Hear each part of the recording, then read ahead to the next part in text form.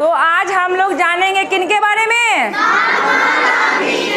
हाँ, देखो 1869 से लेके 1948 तक के काल को हम लोग गांधी युग के नाम से जानते हैं। और आप लोग भी बोधि संवाद के दौरान बहुत सारी कहानियाँ गांधी जी के बारे में जानते हैं ना? और कुछ तो कोर्स में भी रहा है, हिंदी किताब में भी रहा है, तो आप लोग बहुत सारी उनके गांधी जी संबंधित कहानी भी जानते होंगे। कुछ बेसिक बात है जो हम आप लोग से पूछ लेते हैं। बताइए, गांधी जी का जन्म, पिता का नाम, माता का नाम और पत्नी का नाम, और पुत्र कितने थे? तो कौन कौन थे?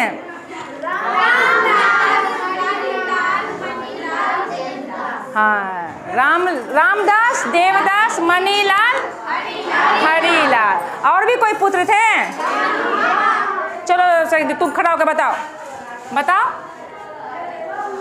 और उनके एक बोले बेटे थे जिनका नाम जमुनालाल जमुनालाल बजाज था। इधर नहीं घुमा जाना।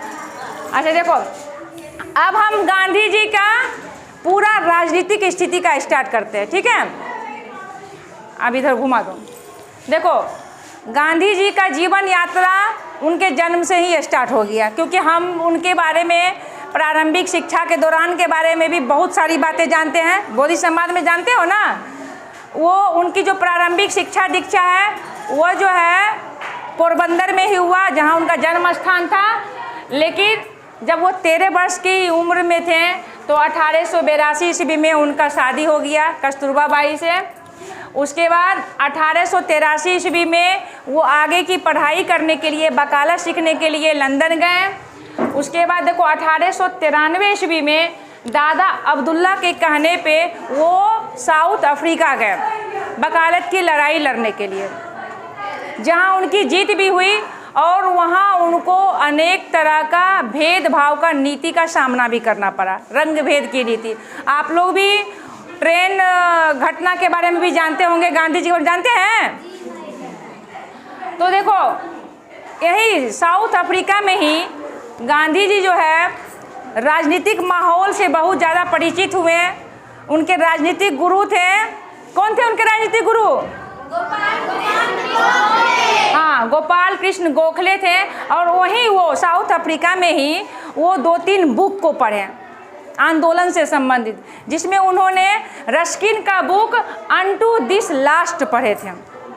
उसके बाद वो लियो टॉल्स्टॉय के भी बुक पढ़े, जिसमें वो जान पाए कि किस तरह से आंदोलन करना है, अपने देश को आज़ाद करना है।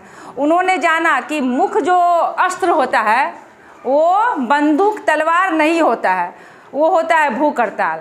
और दूसरा होता है कि आंदोलन को कभी भी उग्र नहीं करना है। उसके बाद देखो, वो उसी दरमियान में, यानी जब अफ्रीका में ही थे, तो 1906 ईस्वी में हिंद स्वराज पुस्तक भी लिखे थे।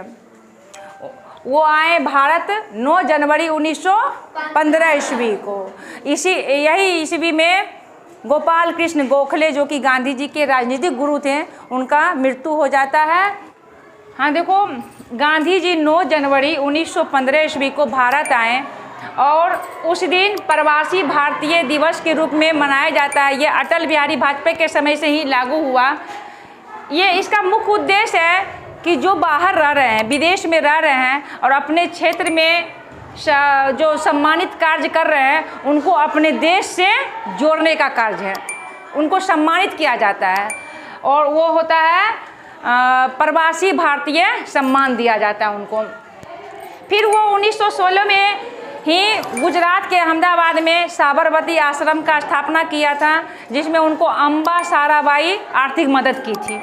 1916 ईस्वी में ही वो लखनऊ अधिवेशन में भाग लिए थे, जहां गांधी जी की मुलाकात बिहार के किनसे हुआ था? राजकुमार शुक्ल से हुआ था।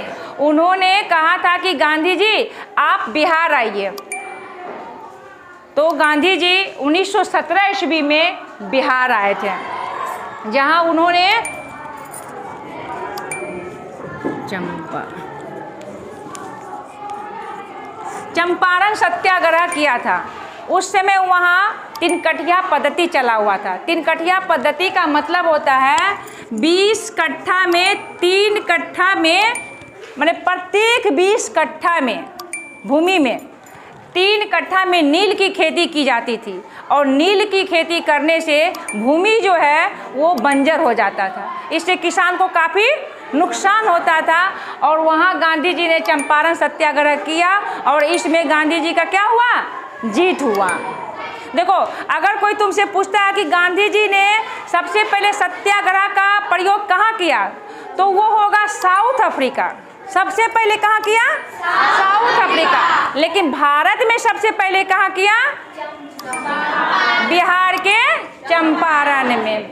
उसके बाद वो 1918 ईस्वी में ही मिल आंदोलन किए अहमदाबाद में, फिर खेरा आंदोलन किए और इसमें भी गांधी जी को बहुत हद तक सफलता मिला।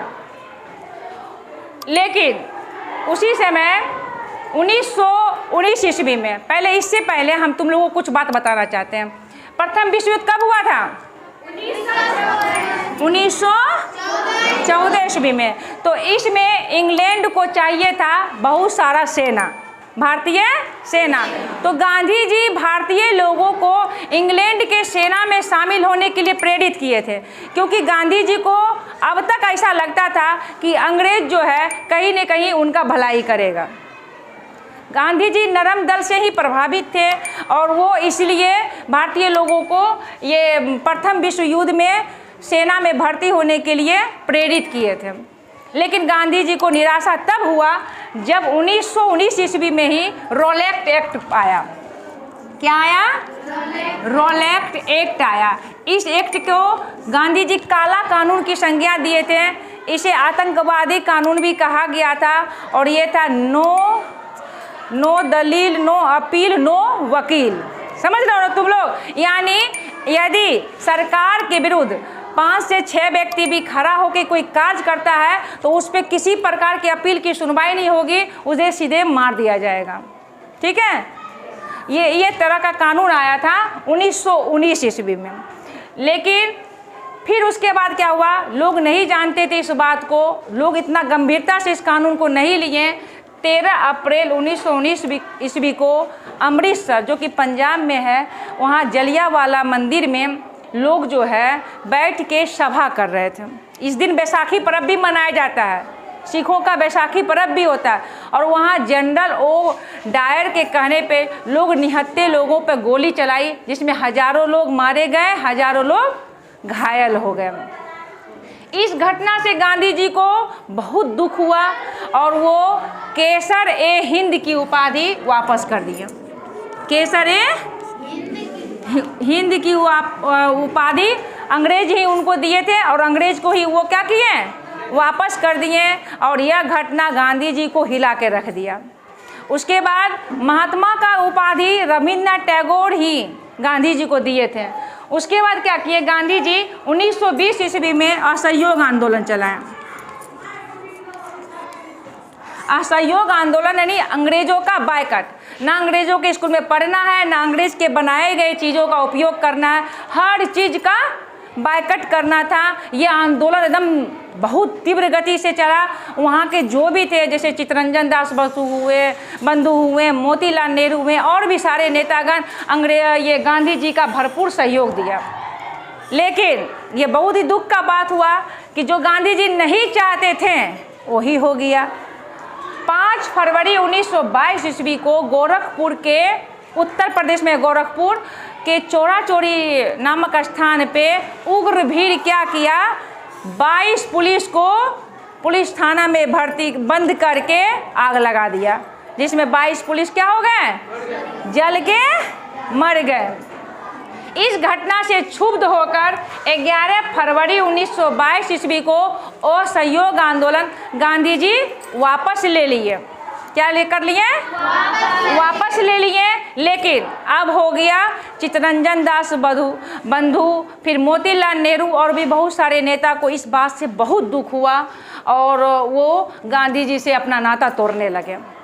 लेकिन फिर बाद में इसी बीच गांधी जी जेल भी गए। और वहाँ भी उन्होंने अनशन किया था। 1924 ईस्वी में गांधी दास समझौता हुआ चित्तरंजन दास बंधु के साथ, और उसके बाद फिर क्या हुआ, गांधी जी सविनय अवज्ञा आंदोलन प्रारंभ किए। कब किए? तो वो दांडी यात्रा से प्रारंभ किए 12 मार्च 1930 ईस्वी। 12 मार्च 1930 ईस्वी को वो गुजरात के साबरमती आश्रम से दांडी तक का यात्रा किए और वहाँ नमक बनाकर नमक कानून का उल्लंघन किए। और उसके बाद सविनय अवज्ञा आंदोलन स्टार्ट हो गया। अब इरविन को टेंशन हो गया। उस समय वायसराय इरविन था। कौन था?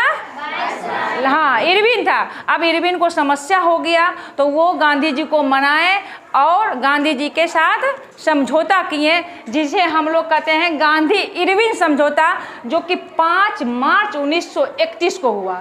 इसमें 11 सूत्री मांग रखा गया था। समझ गए? क्या रखा गया था? 11 सूत्री मांग रखा गया था। और इस समझौता के तहत गांधी जी द्वितीय गोलमेज सम्मेलन में भाग लिए।